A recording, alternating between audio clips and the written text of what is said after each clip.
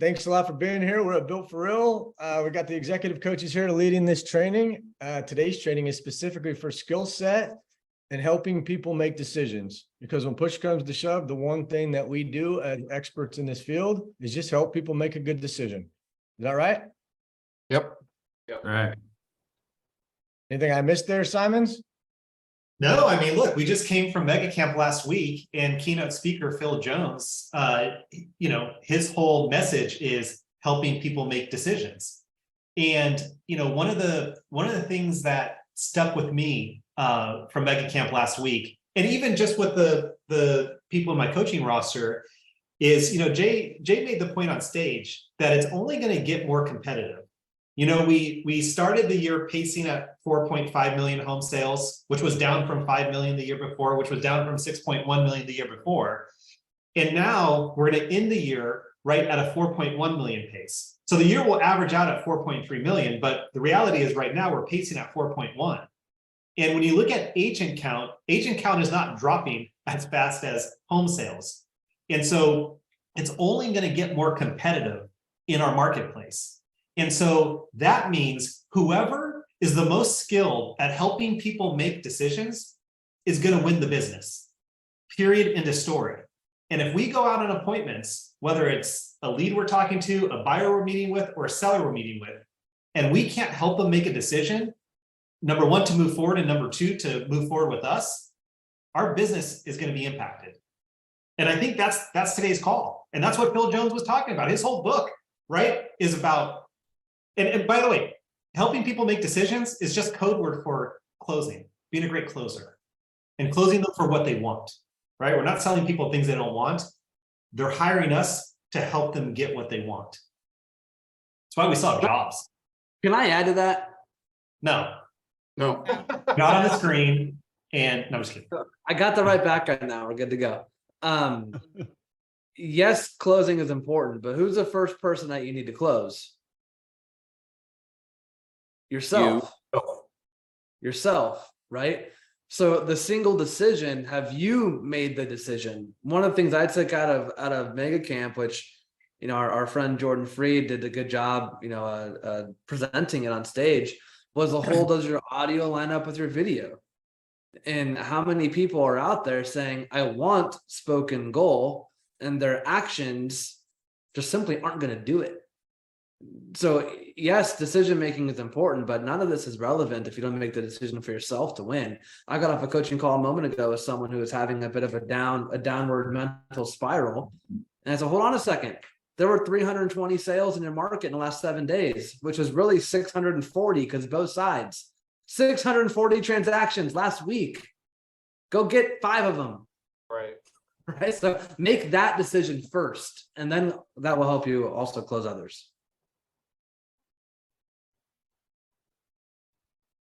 I think we should just go to the root of decision and how valuable it is. How about that? Say more about that, right? Well, remember, it fits in the same category as homicide, suicide, pesticide. Decide actually means killing off all other options. That's what it actually means. It's a process of elimination, which creates clarity. Right? Yeah. So I think what Herman's actually describing here is, if you haven't made a decision to win in this market, to be the very best that you possibly could be, do you think it's going to be tough for you to help other people make decisions? Not even possible. Right. Yeah. You used a word there, Craig, option. And I think that everybody should write that word down.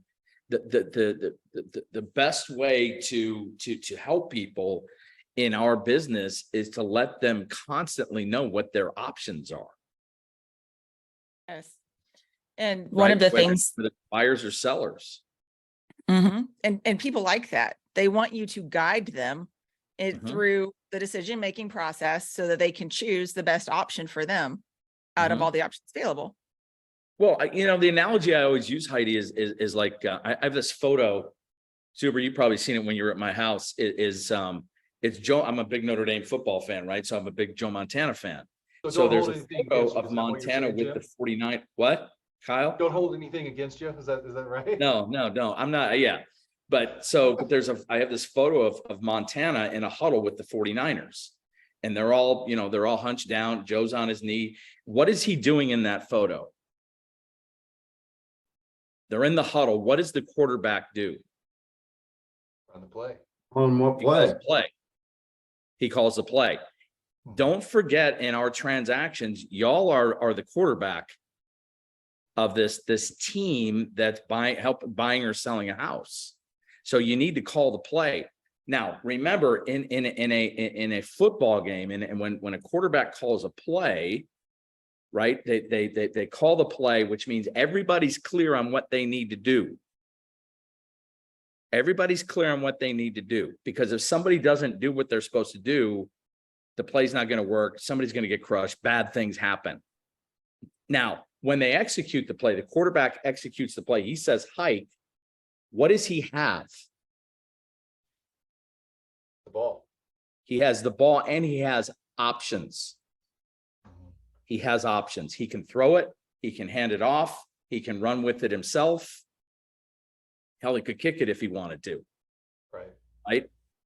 So we should always be speaking to our clients, one is as the leader in the transaction, because that's what they need the most as a leader, because we do this every day, they don't.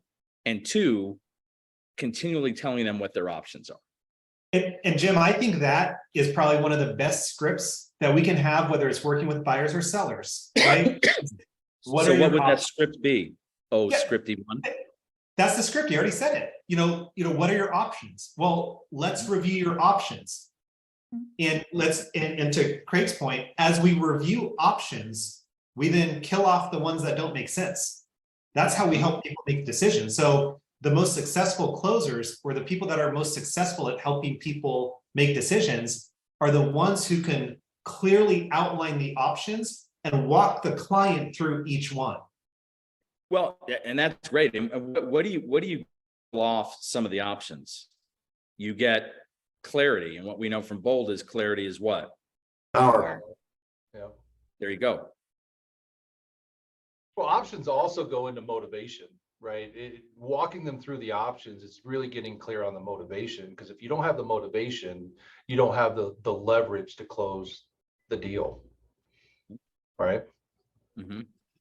Yeah, and if you can't take them back to their goal in the first place and remind them of that goal in the first place, is this decision helping you reach your goal? That's another way to help them, Awesome. to help that. close. You know what, Stacey, that's the most key, right? I think we should even back up farther though, in the sense of, let's just speak in truth. Human beings are walking, talking generalities. Yes. They are, okay? That's what we do. And this isn't a distraction. When Gary was kind of like in awe when Grover said, hey, winning's not common. I don't know if you guys picked up on that or not, but you did. Mm-hmm. Well, listening's not common either. Staying in curiosity is not common. It's not. I promise you, and I don't have the exact ratio, but I would say it's as high as over 97% of people aren't clear. And Well, it's our fiduciary responsibility. It's our fiduciary responsibility to help people get clear. That's what they hire us for. They don't hire us to keep us lost in the sauce like a freaking meatball and keep us running around, right, for the end of time. That's not the point. They hire us to help them get clear, because when they're clear, they can make a good decision. Yep. And when they know their options, when they know all their options, because we tell them what their options are, they can make a clear decision. It gives them confidence. It gives them confidence. One of my big takeaways from Family Reunion was Tim Tebow describing how he made the decision of where he went to college. And I think that whole process is a really important process to understand. So first he had options. He could have gone to a variety of schools. Then he narrowed it down based on what was best for him or the school. And it was what was best for Tim. Then he got all the way down to 2 particular universities. And his decision ultimately was based on one very interesting factor. One coach said, "Hey, Tim, I have a vision for you, and I'm going to show you how we will build our program around you as the quarterback, not how you will fit into our program as the university." Pivotal decision for him. And that got me thinking about when we're going out on presentations with buyers and sellers. Are we presenting how we will sell their house? Or are we getting them involved in their vision and showing them how we will wrap their vision around the tools and systems we have to get the best outcome for them? Now, how hard is their decision of who they choose? Because I guarantee nobody else is going to do what Urban Meyer did. And here's all of these universities and all of these coaches compare notes. Just like us, they all go to how to recruit a high school ball player classes. And then they all do the same thing, except for one guy. And he did it different. And he ended up with a Heisman Trophy winner. Or he helped create a Heisman Trophy winner by building a program around them. So what happens when we change our view and go, look, this isn't a presentation. This is a collaboration where we're going to discuss options and figure out how to get you the best result based on the tools and systems we have. A side note, fresh, on Netflix last night. Did anyone watch Swamp Kings? I mean, yes, come on. It was all about, so if you're wondering about Tim Tebow's story, watch Swamp Kings on Netflix. It was fantastic. Yeah. You know what? And I think tacking onto that, Wally, it's going through the options. And I think one thing that we have to remember is we can deliver information, our value propositions, we can deliver options, and yet people won't make decisions without some form of pressure being applied, right? People won't make a decision unless and they hire us to apply that pressure. So it's going through the options and saying, and after that, you're going to pick the best one for you.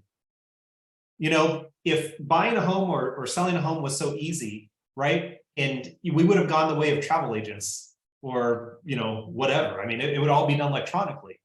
And yet, because it's a big decision, they need us there to apply the pressure, to get clarity on why they're doing it, to go through their options, and to gently apply that pressure that's needed to have them make that decision. And I think we forget that.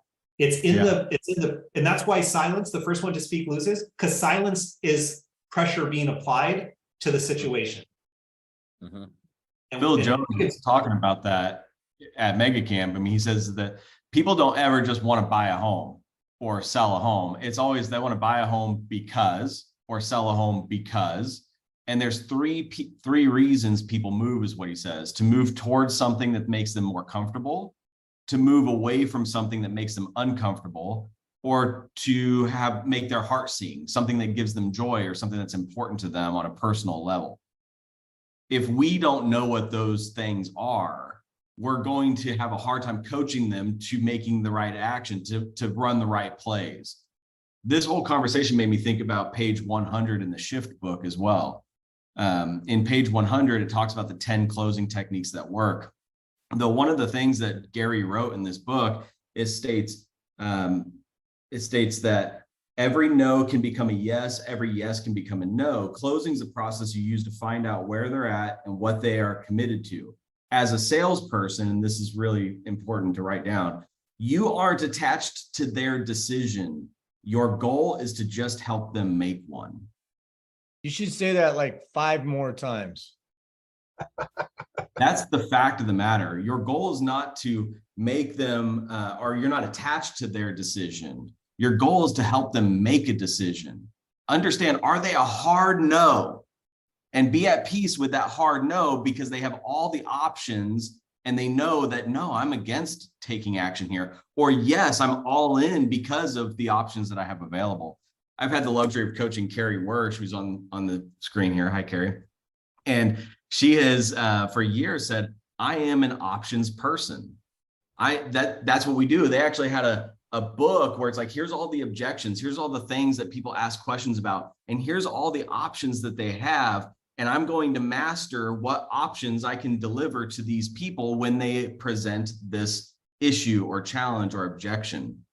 If you're having a hard time giving viable or good options to people when they say, you know, I have little money as a down payment, or I'm struggling for this or whatever, if you don't have good options that's helping people make a decision, write them down and mastermind with people. What options do I have to give to these people? Page 100 of the Shift book. Read it. Well, you know what, when Wally said what he said about Tebow and that, it's funny, when you have 12 options, it's easy, but what narrowing it down, like the more you narrow it down, the more difficult it becomes.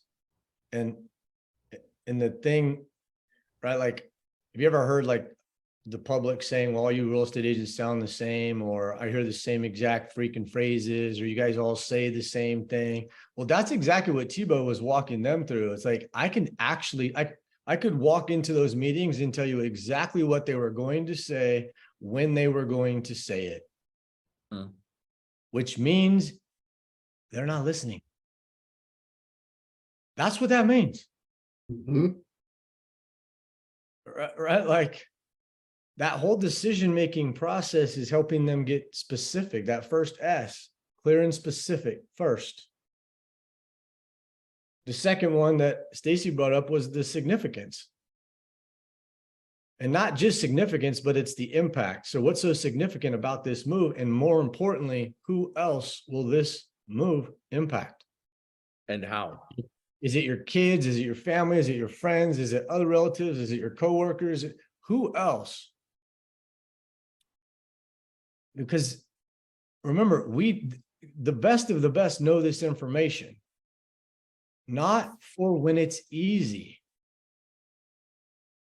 There's going to come a time in any process, especially this significant, when you're playing at this level, that it's going to get hard.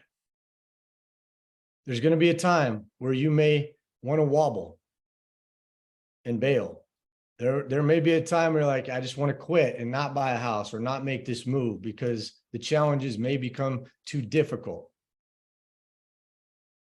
That is our time to stand out. That is our time to basically say, you remember when we were sitting there 2 weeks ago and you were telling me how excited your kids were to move into that new school district and how excited you were to get closer to the grandparents, or downsizing because of X, Y, and Z or that? You remember that? And what it was going to do for you, or how excited you were to make that move to get into that new role or that new job? You remember that? If you don't have anything to remind them of, you're not leveraged and you're not being a pro. That does all of the heavy lifting for you because you're helping them make a great decision. You're just reminding them when it got tough of why they were doing it in the first place, and now helping them make another decision again. Whether they choose to do it or choose not to do it, you're responsible to present that information to them. Yeah, but Zuber, I'm on a team and I get what you're saying, and I love the idea of having options, but I only go on like one listing appointment a month, and I really need them to sign the listing contract. What are your options, Jeremy? And I only got one appointment. I need the money. no, you don't.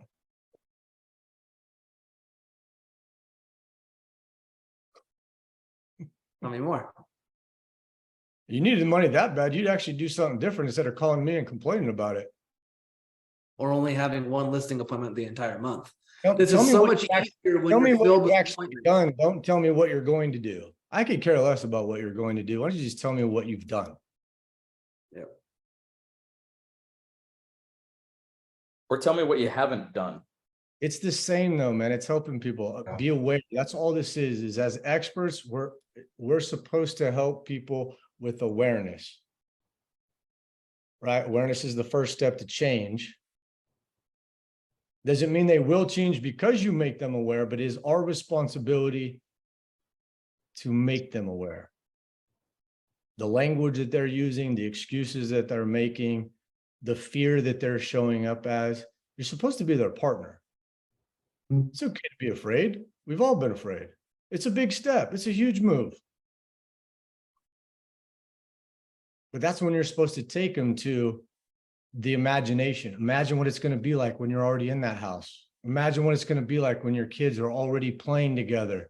Imagine what it will be like when you're already locked and loaded. You got to get them into that space to get them to feel it, to help them make a decision. Remember when you told me that you were moving and you wanted a yard that had blah, blah, blah, blah, blah. Can you see yourself here? Can you imagine your family here? Can you imagine entertaining here? Like these are skills. The questions you ask, the ones that are better skilled at asking great questions are the ones who are going to dominate. And the other part of that is understanding which thing you're helping them with. So Jeremy, thank you for that little role play there. Because if you notice, Jeremy wanted to take Craig on a bunny trail. And the bunny trail was, help me close the one listing I go on. And we could solve that problem. That wasn't the issue. The issue was all the other things, which you notice several of the other coaches immediately shifted that. We will see the same thing when we're helping people make decisions. They'll get hyper focused on the wrong thing, like the price, the list price, the purchase price, and then they'll lose sight of the fact of they lost the house. That's okay. Stop right there, because that's super important at that moment in time, right? Like they bring up price, and experts will say, remind me again of tell me all the things that you love about this house. That's what the experts are going to do. Remind me again what it is that you love about this house, what you love about this area, because you got to keep them on the things that matter most. And yes, I understand there's going to be a time where $10,000 is a significant amount of money. And there's going to be a time in your life where $10,000 isn't worth a blink of an eye. And it's just our job to make you aware of that. That's all it is. And when we make you aware, it's the ability to help you make a decision. You really going to let this go over the fact if somebody didn't paint their godforsaken wall? Same with selling, right, Craig? So when people get all hung up on a $5,000 difference between, the offer and acceptance, come on, really? Remind me again why you guys are wanting to sell this house and where you're going next. And is $5,000 worth it? That should be the last thing that we address, not the only thing that we address. And that's what happens is that you hear people that aren't, they jump in and they talk themselves in a circle versus just tell me again about the move. Tell me again about this. That way, now when we bring up the $5,000, or now when it's time to pick up the phone to help you reposition the property because it's not selling. It's not selling because it probably needs to be repositioned. Well, the pro that already has all the leverage because they know why you were doing it in the first place doesn't pick up the phone and say, you got to drop the price. They pick up the phone and say, hey man, you remember when we were talking about that and how excited you were to be able to play golf in a different freaking state, doing all those other things? Yeah. Well, it's probably going to take about 25 additional grand in order for you to do that. What you're saying there is first we focus on the should we, and then we get to the how. Should we sell? Is that truly what's best for you? And should you use me?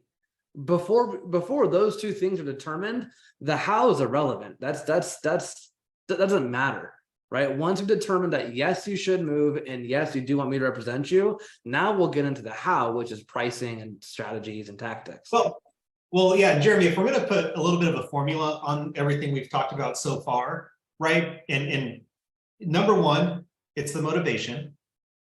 Number two, it's who else is going to be impacted. Number three, let's now look at the options.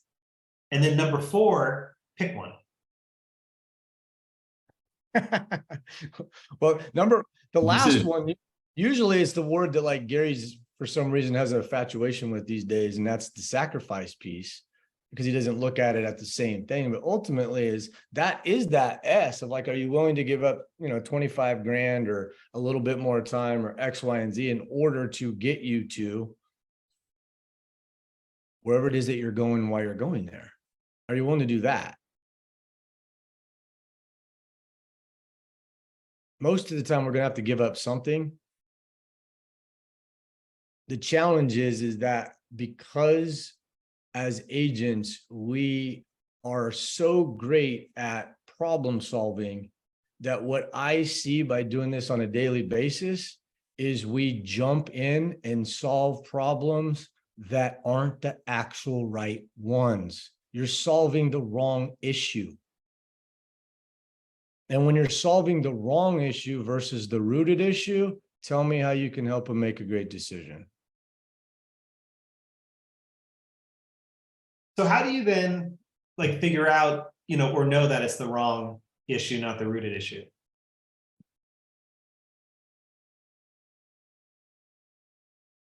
I listen to what they were doing in the first place. So as soon as they jump in and they say whatever it is that they're going to say, I mean, let's use one. Pick something.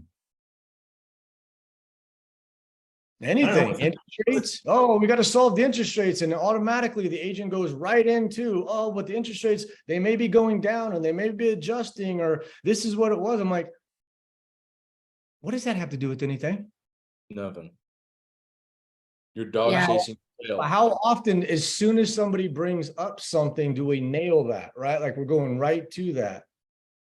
We jump in right out of the gate. We're problem solvers. Oh my gosh, I got to fix that problem. I got to solve that right out of the gate. I'm like, wait a minute.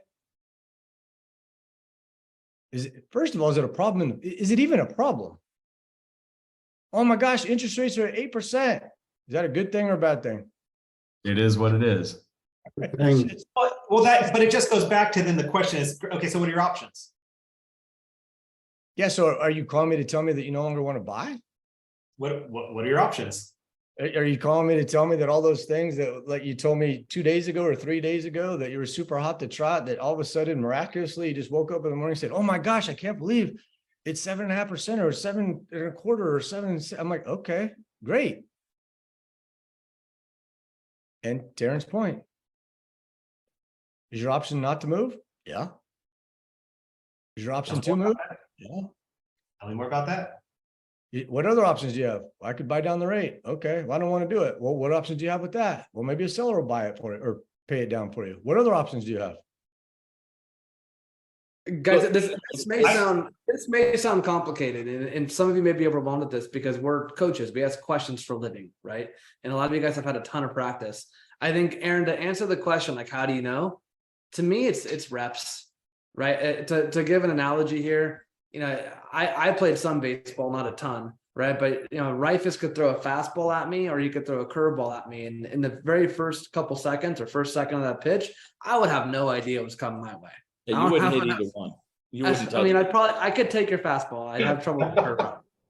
Not a chance. But my most hated baseball player of all time, my most hated baseball player of all time is Barry Bonds. And he was so good to where he would only hit the number 2s coming out of the pitching machine. The balls with the number 2 written on it, right? It's practice, guys. It's getting in there and asking questions, doing it for a long time, and you'll wake up and X amount of time, and you'll be a lot better. Let me take a poll here. If you can control interest rates, raise your hand. Okay, I don't see anybody raising their hand. Okay, good. It means you're paying attention. When people bring up interest rates, why are we talking about something that we can't control? So what's our heads should be going to, what's the question that I can ask to give them an option or clarity and get the conversation off the interest rate that neither one of us can control.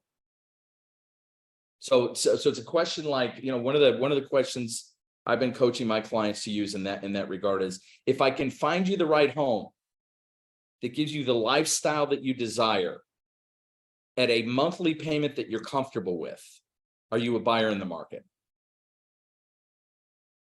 Got nothing to do with interest rates. talks about home, talks about lifestyle, talks about comfortable. And that gets the conversation. So what's the conversation to get people, what's the conversation to get off of something that I have zero control over? What's the question I can ask? You can, so to clarify that, Raph, is any question that you do ask takes control back, just so we're clear. Correct. When you're talking, Correct. when anyone is talking, they are out of control, and when they're asking questions, they're in control. Correct. And so going back to what Jeremy had asked, or, bring it up. Yes, we have repetitious boredom doing this over and over and over again, right? Like, Not Wally. Wally doesn't have repetitious boredom. Wally has stating curiosity. He doesn't You guys believe did in. that with us yesterday. And just so we're all clear here. Wally Yeah, doesn't. we've discovered this. That's why we put him in the center square. Yes. yes, one simple. So a lot of us, there's this thing called keyword backtracking, and it basically just means, hey, I'm gonna repeat back to you what I heard. And I'm so grateful that when I do that there's many times that here's what I heard, and they're like, that's not what I meant. And you know how awesome it is that there's no assumption now. That's not actually what they meant. That's what they said. That's what I heard, but we're mismatched. That's one thing. A simple question, a very simple question, regardless of what is brought up, though, is what does that mean to you? And then listen. Interest rates are, what does that mean to you? Because they'll tell you if you're willing to actually listen. It might mean that they're freaked out because maybe they're not going to be able to afford their payment. What does it actually mean to you? Not to me, not to somebody else, to you. My neighbor's house just freaking sold for blah, blah, blah. What does that mean to you? And then whatever the answer is to that, Craig. Okay, so what are your options? This reminds me of Just pretty. what does it mean to you, though, really puts it back on them, because it shows, right? Like that you're actually listening to them as a human being. They have meaning behind it. It's our job to uncover what that meaning is and then help them make a good decision through that. Right? Go ahead, Herd. One of my mentors early on, this conversation is bringing up a pretty profound experience for me. I was doing a lot of the work, wasn't getting a lot of great results. And my mentor, poking and prodding at me, asked me some questions, which led me to realize that I was injecting my opinion at a high level when we're out in the field with customers, whether they're prepping their home to get it ready to market, or if they're buyers exploring wanting to buy that home. And he told me this, he said, remember, Herd, beauty is in the eye of the beholder. So when people ask you the question, well, what do you think about this living room? Or what do you think about this house? Stop inserting your opinion. Ask them what they think about this house. So they say, well, what do you think, realtor? You said, that's a great question. I'm curious on your thoughts. How do you feel about it? Remember that the person that asks the most questions is leading the conversation. So just start asking more questions instead of answering it and regurgitating everything on them. And my sales went through the roof. And people want to be led. They want to be led by a competent guide. They actually, they don't want to be told what to do. They don't want, a realtor to say, oh, you definitely have to buy this house. Like that's a good way for somebody to call you pushy and say they don't want to work with you. But they want to be led by a competent professional. They want you to say, okay, at this fork in the road, we can go here or here. Here are your options. If we go this way, this, and this. If we go that way, this. You decide. Instead You know of what? thinking, you go, well, if I were me, I'd replace the green shag carpet and I'd paint this and I'd do that. Doesn't But when matter. you- It's not you. Right? You reverse it and they go, man, I love the shag, but is this a smart thing? Should I buy the shag? Like, if you love it, then buy it. Always You buy know the what? shag. I'm just Always. saying, always buy the shag. Well, yes, you're sitting in a chair from 1991. All right. So, and competency was really interesting, right? Because we always shake our heads. Like we've all lost listing appointments to we'll call a lesser than agent, right? And what it comes down to is what they did better than us is they helped that person make a decision in that moment in time, right? Gary on stage, now I'll challenge this a little bit. He said, your coach doesn't even have to be good. They just have to be able to ask you these questions. right? You know, because his coaching questions are very straightforward. And so competency is just the ability to, you know, ask the questions to have them make a decision. And one thing I want to bring up, Craig, before it's too late, is one of the biggest challenges out there that I've seen across the board with agents is they're giving up too soon in this process. And the way that it looks is on the listing side, we see a lot of agents going on listing appointments and delivering great information, a great value proposition, and then leaving, right? And then leaving. And then, of course, they don't get it because someone else walks in there and helps the person actually make a decision. And then Aaron heard on the buy side, right? We're seeing great agents going out and showing property and then driving off without helping that person make the decision on if they want to buy one of the things that we just showed them, right? And I don't know if we want to spend a minute talking about conversations we can have here, or if anyone on the screen is having any challenges with that. But I would say, you know, people's have to be willing to get uncomfortable and help people make decisions. And that's the biggest challenge I see. They're unwilling to get uncomfortable and help them make a decision. Yeah, you know, I think that's a good point, Simon. Is on the listing side specifically, heard you could talk to the buy side way better than I could. But on the listing side, you know, there's 3 sections to a listing presentation. The first section is, why am I here? And do you guys actually want to sell your home? Right? Okay, we have a difference of opinion here, Simon. So you got 3 versus 4. And the second one, once we've determined, yes, you do want to sell, then it's your value proposition and what you do to sell homes, right? Agents are great at that one. They're really good at that one. I want you to spend more time in the first one. And then the third, once we've just shown that, yes, we want to move forward, is now going into pricing and closing, which maybe if closing is number 4, pricing Exactly. number 4. Closing is number 4. But my point is that number 1, they spend like 3 questions on and then jump right into, let me tell you what we do to get a home sold. Challenge yourself to spend 25 minutes in number 1. You'll be uncomfortable. If you could not move forward until the timer went off after 25 minutes, you'll have to find a lot of questions to ask to keep that going. It's gonna be better for you. Spend more time there. There's actually another Part piece. of- Go ahead, Wally. And this is something that Craig said right at the very beginning. Part of the decision process is to cut. And so a lot of us go in this process of helping people make decisions with the choose me. So the presentation that Jeremy just described is the choose me presentation. There's another form of a presentation, which is eliminate them presentation. And it's a combination of the choose me and eliminate them. So here is the best way to do things, which is me describing what I do. Now, if the other agents don't do X, Y, Z, would you choose them? Well, no, I wouldn't choose somebody that doesn't do blah, blah, blah. Okay, well, how about this? And how about this? And how about this? When you look at this from the standpoint of cutting other people, you literally can end up at the end of a presentation, whether it's a buyer or a seller, where you are the only person left. So the decision is no longer between me and the other people. The decision is either I list or I don't. And when I list, you're the only one standing.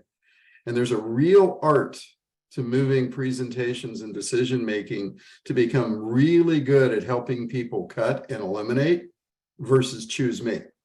That's a much, much higher level of helping people through the decision process. So remember that cut and then look at it and go, okay, here's my value proposition. We do X, Y, Z. How can I use that to show the way we do that is better than anybody else and get the client to agree that we do it the best? And if you want the best, you got to eliminate the second tier people. So would you be willing to eliminate that agent? Go ahead, Heidi. Well, I wanted to tack onto what you're saying. During that time when you're saying what you do is also the time to establish rapport and build trust. Because I could tell you, like, I've personally lost listing appointments, not because I didn't have the best marketing plan, but because I didn't stop to build rapport and build trust. And they went with somebody that they just felt understood them better. Yeah, and then that goes back to understanding energy. Diana used to be so good at this. Those of you that ever heard Diana Kokoska run a training, and she'd say, "Ooh, did you just feel the energy shift in the room?" Everybody's attention moved at that point. Well, it's the same thing with us when we're having conversations with people. Pay attention to the energy. You will literally feel resistance, and here's what happens. Most of us go to more resistance. We talk faster, we make our point stronger, we repeat ourselves. When you're doing that, you're adding to resistance, not taking it away. When you feel the resistance, you do a couple of things. One, you slow down. When you slow down, you move them out of that place of their brain, which we refer to as the lizard brain, which is fight or flight. You get them to slow down, move them up to the frontal cortex, which is where you make decisions, and you ask questions. Okay, help me understand that. I can tell you're really passionate about that. That sounds like something that's important to you. Please elaborate. So when you're feeling resistance or they're pushing you, don't push back. Accept the resistance, slow the conversation, and ask them to elaborate. They're going to run out of energy, and then there'll be the pause for you to add the next step.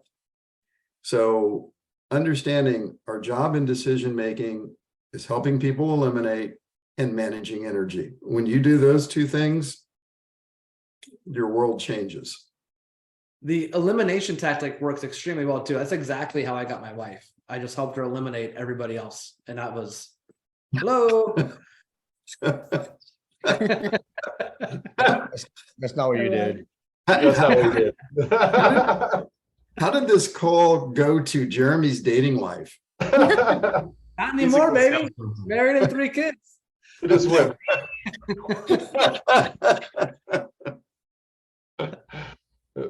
Want to open this up for Q&A? We've got 15 minutes left. How did we get here in 45 minutes? Helping people make decisions. That's how we got here. Yes.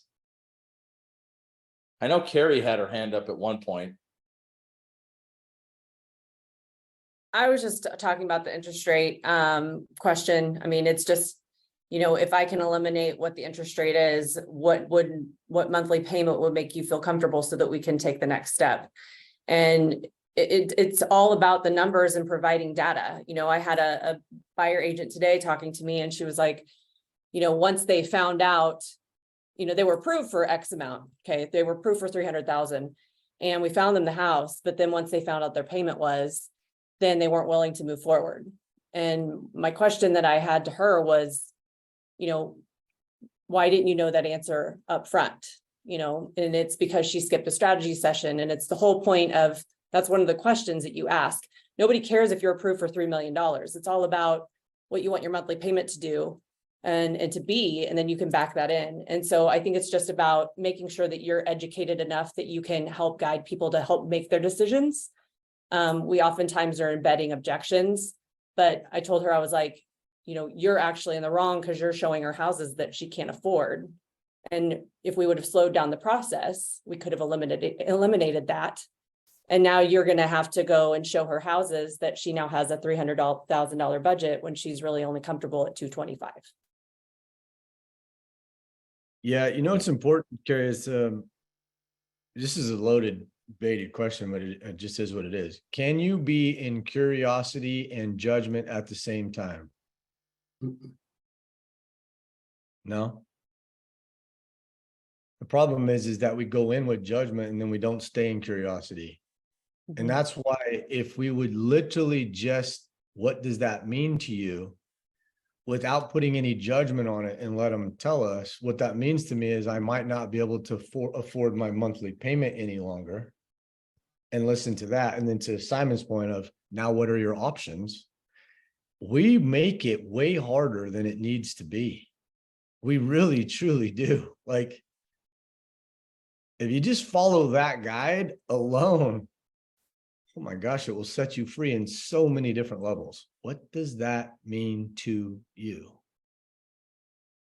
Right? Like, is that complicated? Is that a scary question to ask?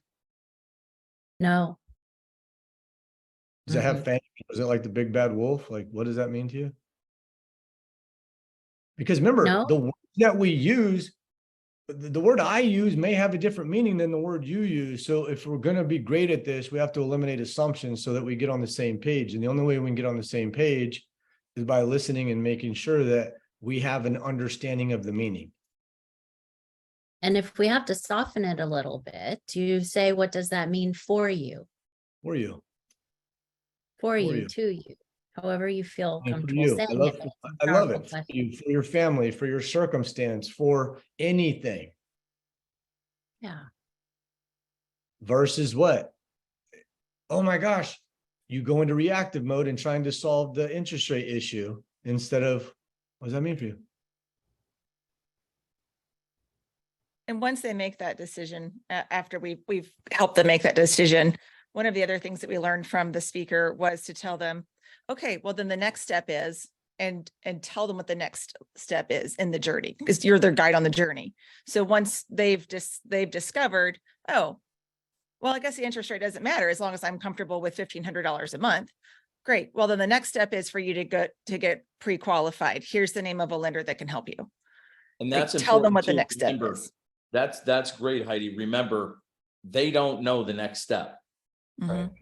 They absolutely positively do not know the next step. Our job as the quarterback is to call the play and let them know, here's where we're going. Here's the How next come step. how explain it though, Rafis? How come they don't know the next step? Because they don't do it every day like we do. Yeah, we do this day in, day out, Every and we day. forget that other people do this once in a freaking decade, sometimes in a lifetime. So that's stop assuming. We assume it. Yeah, exactly. We assume that they know what the next step is. Assume they do not. And call the play. Yeah, build habits around literally just saying, here's what you can expect next. Mhm. We play games around this where we take a couple hundred $1 bills and you tape them up all around your office space. And every time before you end the call, you say the words, here's what you can expect next. You can put $1 in your pocket, right? Just influence that behavior so then it becomes natural and you don't have to think about saying it because it's not normal for you today, but build a habit of saying it so you can end that call saying, hey, by the way, here's what you can expect next. I'm going to call you next day about this. Going home with a big pocket full of $1 bills is probably not a good choice, by the way. Yeah, don't do Depends that. on the crowd. You know, Aaron, that also gives you a reason to follow up with them with the words, as promised, blah, blah, blah. Because if you tell them what to expect next, then you follow through with it. Then your next call to them is, hey, as promised, here's the name of a lender I told you I would get for you. What Yeah, other every step- questions or ahas do you guys have here? Yeah, I was just gonna say every step of the way real quick is helping them make another decision though. It's not just Right. one, it's constantly of like, next decision is when we talk again, next decision is going here, the next decision is here. That's all we do. And I wish you guys would literally write that down. That's all we do as pros is help people make good decisions. That's what we And when do. they make the decision, it moves them forward. It moves them closer to getting what they tell you they want. Correct. If a good decision for them is not doing anything, it shouldn't matter to you. It shouldn't, because if you plan on being in this business for the next 1, 2, 3 decades, why is it so important that they do it now if it's not for them today? Well, it's because Jeremy only goes on one appointment a month, so. Everybody in his his life. You know, I think that the other good, just really to simplify this, is just really using the GROW model, right? Goal, reality, obstacle, and way forward. And if we ask enough questions in the goal and the obstacles, the client will find their way forward. It's just, are we slowing enough down to stay in the goal and the obstacles? Yeah. Very true. What are you thinking, Brett? Brett, you're on mute. That's where he does his Sorry about best. that. I'm sitting here thinking, okay, sometimes I think some of our behavior style gets in our own way and we come on a little too strong and we're pushing people fast into these decision, here's next. What's the cue when somebody starts backing away from that a little bit? How do we find ourselves in curiosity? How do we find ourselves in understanding so we don't lose them? We don't get the fish off the hook, but we don't lose our principle of helping people make decisions. Well, That's I another think question. I think if you go back to that little formula we came up with, right? Motivation, who else, options, pick one. I mean, you know, if we're spending enough time on the motivation and the who else piece of it, I mean, I think people start, you know, pulling back when it becomes, like Wally said, you know, the too much of the pick me stuff, right? When we start with it focused on them, right, and we get that clarity, I don't know how it can go off the rails from there. And also use EQ on that. I think a lot of us have that ability to have that. We can see it or sense it. So then to come from curiosity, say, what just happened? Yeah. I felt the energy shift. Yeah, I felt the energy shift. Yeah, But an objection is nothing more than a About that we question. still need to talk about. Sorry, Agreed. I apologize. No, it's just Uh, what did we not talk about, right? That we still need to talk about, or what did you just hear? Yeah, an objection is nothing more than a question that remains unanswered for the seller or the buyer, right? It's nothing more than a question that remains unanswered. So it may be the question of, should I even do this? Maybe the question of you, it should be the question of whatever, right? It could be a lot of things. But so if there's ever any objections, frankly, whether it's pullback or something different, that's just them having a question still that you need to uncover and help them get clear on. Well, no is not an objection, it's just a no. So anything that is an objection means that they're working towards a yes. Right. Yeah, you can't do anything with a no. An but objection, no- though, Yeah, It's no is a just- complete sentence. So it's like, okay, everything except for a no that's a complete sentence means that you're working towards something. So now I'm helping you make a decision, whatever it is, whether it's timeline, whether it's something else. But it happens a lot, right? I was actually having a conversation with somebody earlier today and they brought it up and I'm like, really? I'm like, is that a condition or objection? I'm like, well, that's an objection. So I'm like, so that's an objection that you're not able to handle yet? Well, yeah. I'm like, really? Doesn't sound like you're able to handle it. Maybe we should just work on that. Right? It isn't. If it's something that you're not able to handle, then raise your hand and ask for help and work with other agents to be able to work through that to get better at it. Don't fight it. That's a good decision. Work together to overcome it. Work together to get better. That's a hell of a decision. The only way that this business gets easier if you get better. That's the only way. Interest rates aren't going to make this industry better. Okay. They're not coming back to 2 or 3%. So get over that stuff. Let that go. The only thing that's going to make this better and more fun is for you to get better.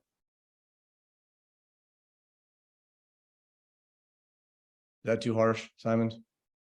no, I think that's a great spot to, I don't know that we can add on to that. It was more tonality than it was the actual words. He can't help himself. But I Yeah. promise, it makes it more fun, Yeah. guys. If you're struggling when you're going on appointments, right? Like there's only one of two places it can be. I promise you. There's only one of two. It's either in your pre-qualification or in your presentation. There's nowhere else it could be. Nowhere. So don't make it harder than what it is. People, can we hear from two people in the audience that took something from today that you can take action on that will help you in your business that made an impact? Two people come off mute, say something. Let's finish with that. I've heard enough of Zuber. Always Don't telling lie. me to get better. So why? We'll just call on them. Katie, what'd you get? I had the two things I highlighted was to detach from their decision. And I feel like that's helpful. I'm not an agent, but it's helpful when I'm coaching the agents or coaching our ops people is coming from curiosity and I'm not attached to whatever it is that they say. And again, the goal is to help them make a good decision. But then your other question, what does that mean to you? I actually wrote it on my board in front of me and sent it to our team. I think that's a question that we need to use a lot more. Love it. Good job. Alexa, were you trying to come off mute? What did you take out of the call? Yeah, I really liked the what does that mean to you and what do you think about that? Because it simplifies things. Like I'm fairly new. I got my license in May. And so thank you.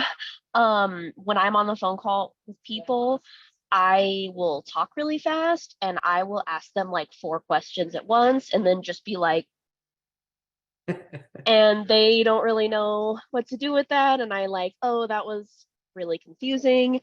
And so, yeah, just like the fact that if you're the one asking questions means you're the one in control of the conversation. That's really helpful. And so I just need to like, if I can be like, okay, my questions can be simple. What does that mean to you? And what do you think about that?